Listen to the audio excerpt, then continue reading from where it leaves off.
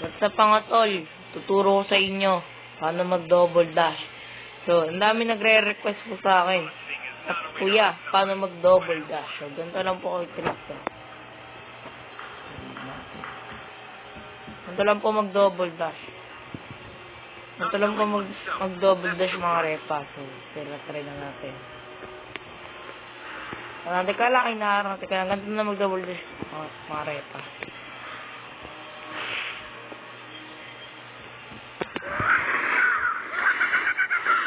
Ganun mga repa. So, ganito itong mga tricks. Hindi ko mo makaganto. Tapos, itak mo. Diba? Double dash yung mga repa. So, yung tinuro sa akin eh. Yun talaga, mga repa. So, yung dash ko no eh, parang si Gusion. O, diba? Pero yung pagkaano niya, parang si Yori. So, tuturo ko sa inyo paano mag-double dash with no clicker. Oh. Tuturo sa inyo paano mag-double dash mga repa. Basic lang ito.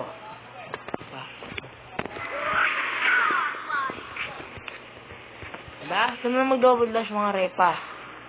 Sabi, tapos sabi, di lang malakas alam nyo. Pati yung mga beginners. Dali eh.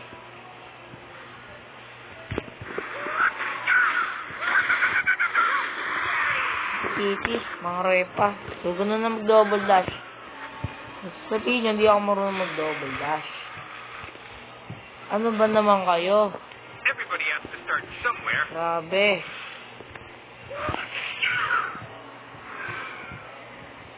So, ito. Ito ang player.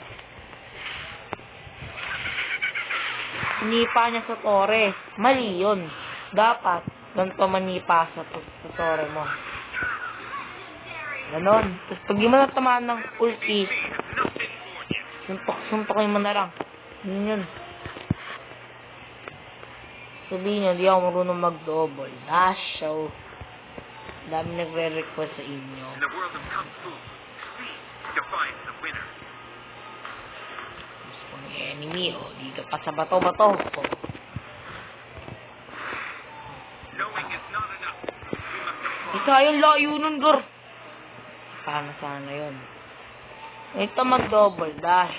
Kaya lang.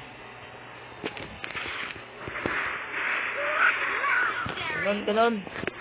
Diba, pagkas mong pagka-uwi, sabay sipa uli. Ganun, flying kick. Flying kick.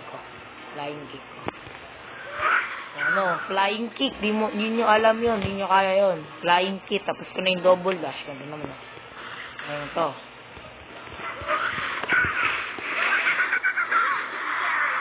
Di nyo kaya yun. So, flying kick na naman, Lalo maging perfect ano na ito.